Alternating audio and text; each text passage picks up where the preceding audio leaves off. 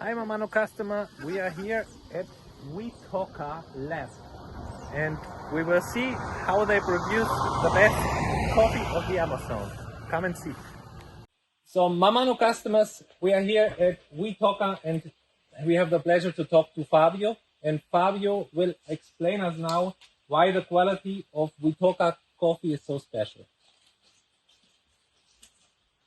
Hello everybody, nice to meet you all. Again, my name is Fabio, and why coffee is special is because we take care of every single step of the process of coffee, from the farm to the whole post-harvesting process.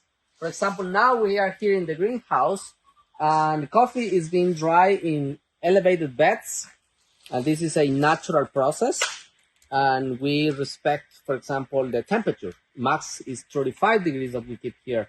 We have the drying space have different doors where we open to allow the airflow to go through, take away the humidity. Coffee gets dry in 25 days. We're measuring the humidity time after time and controlling every single variable that we are able to control, all the way to the storage area, to the hulling, and selecting the coffee beans. So it's a very meticulous process to get the best of what Mother Nature can give us. So I hope you enjoy this. How do you prove the quality? If we look at this coffee beans. So if we look at these coffee beans,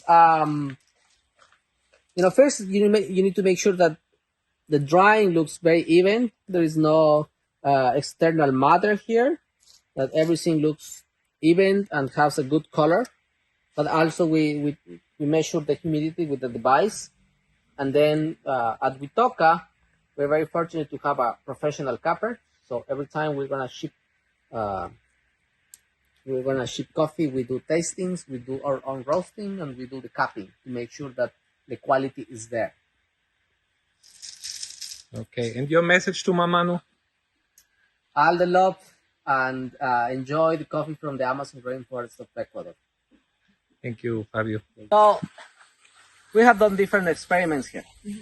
So you came here 1 year ago, or a little bit longer than 1 year. This was a pasture for cows. Like everything was, cows and everything. And then one of our philosophies that we don't want to cut down more trees. What we want is to take the cows out and start planting coffee. But cows in the Amazon are the most, they do a lot of damage because they step on the ground and the ground gets solidified. Compacted. But then we, decided to get rid of the pasture. We make a big hole, like it was 40 centimeters by 40, and you still see bokashi in the ground. Pasture plantations are considered to be very infertile, so nobody wants to plant in a pasture because it will not produce anything. And then, I had the crazy idea to come and plant. So I still, more than 1 year ago, I was still using the Witoca because our collaborators, they like the Witoca. And decided to clean everything and then put the coffees in this size. Everything backwards we did. The grasshoppers who lost their home, they ate all of the coffees. Lesson learned. Everything you don't shut down the pasture anymore. Of course, and then different types, you see there is different diversity here. Coffees are growing, and then I did another thing. So when the coffee is in this size, this is supposed to be already producing. I came and asked the collaborators, coffee like this, and I asked them to do coffee like this. Tied it here, cut it here. Like let's take sticks. So then the small shoots of coffee will start growing up. When these coffees were this size, cut their necks and then graft them. So we brought like 6 different varieties of coffees, of Robusta coffees, and then start doing here So we have like 2-3 lines of different coffees that in 2 years we will have different type of Robusta coffee that we will be able to cup and say, okay, this is the coffee that we like. This has the best flavor profile. Like what they do in Arabica. They have the Geisha, Pacamaras, Castilla, the famous Castilla from Cenicafe. Yeah, still using it. Siempre Castilla. So that's why we want a little bit of that, but also we want the diversity. But what you see around is when farmers come here for the first time, they say, Fabio, what is wrong with you guys? Are you lazy? Everything needs to be clean. It doesn't have to be clean because with climate change, you have higher temperatures. These trees over here, they buffer the ground. They avoid taking away the nutrients. They keep the nutrients in the ground, but when the leaves fall down, they get converted into nutrition. So we're saving a lot of money by that. We have mahogany, we have different type of trees. Rainforest has you cannot name all of the trees that you have here. Like, you need a biologist to name everything. So we have a lot of diversity, and that's what we want to keep here. But also, Witoca wants to be a kind of role model. We want to be the first one to take the risk, to try things. So the other farmers say, okay, this thing is working. We want to do what they do. Not because we want to be the unique. We want everybody to try and go back to the roots of where we were before. More than 40 years ago, grandparents, there was a lot of diversity. There was no malnutrition here because they will come in here and pick up membrillo, patas mullo, anything. So that's what we want. And it's a back and forth. And you have to see things with perspective. Sometimes you seem to be losing the war. You need to look at somebody telling you, we're close.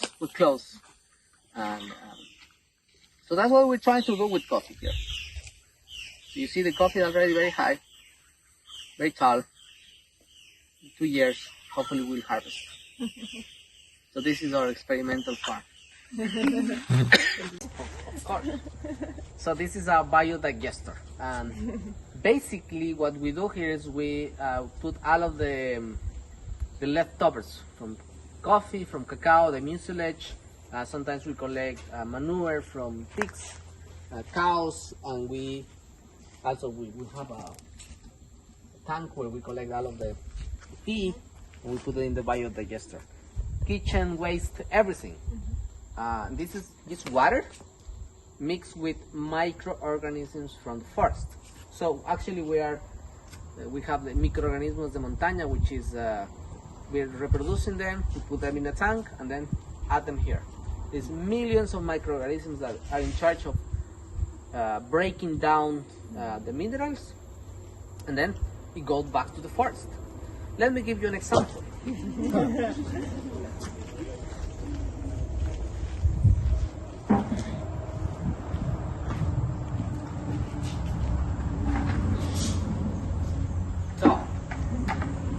This is mucilage from cacao that we are collecting today.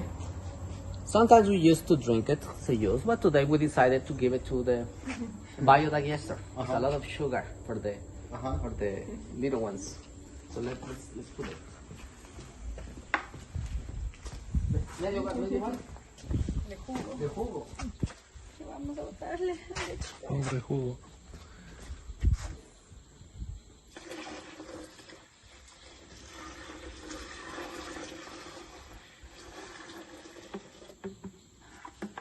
So we take advantage of the fertilizer, but also we take advantage of the gas. So we're going to install a kitchen over there, and all of everything that we'll be cooking will come from here. This will be the gas source. Besides doing liquid fertilizers, also we're doing biochar.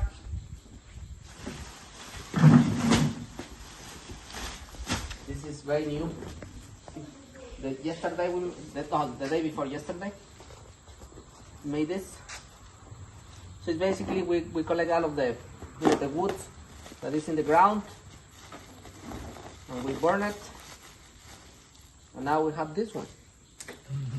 So biochar, how do you say sequestrar, collects the CO2, but also holds the nutrients, and it has a lot of small pockets inside. And when you fertilize the ground, it will serve as a sponge. So we'll collect the nutrients, have them there, host the microorganisms, and then the plant will take advantage of that. But this you buy? Sorry? This you buy, or where do you? No, we made it. This is The hole is over there. Ah, So we have all of the pieces of wood. okay. You can do anything, like even kitchen waste can be burned to make biogas. So everything gets recycled here. We don't waste anything. And